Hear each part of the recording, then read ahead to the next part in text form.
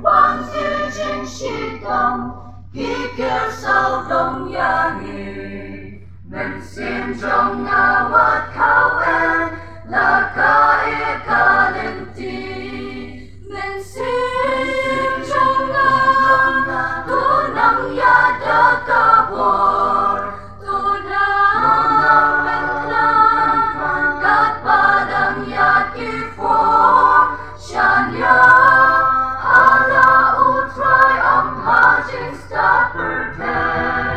Hajik meni umat yada kabor Blei.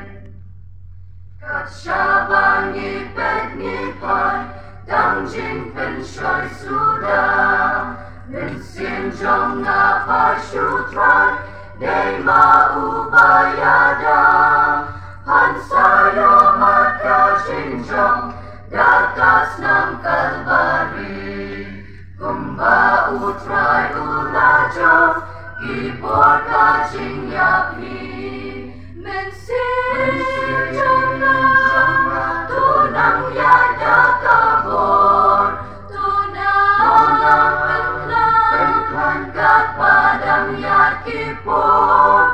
Shanya, hala utrai hajing stat pertay.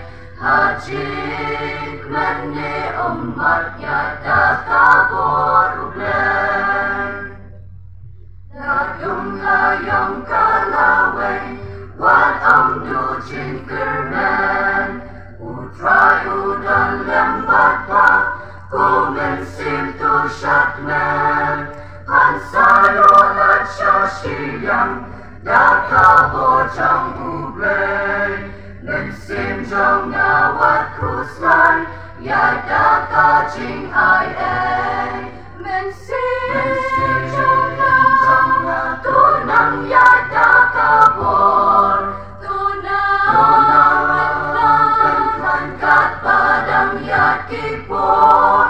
Shanya, hala utrai hajing stat pertay.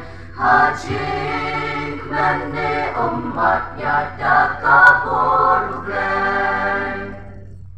Singang mensim jong mentani ikalanang yan.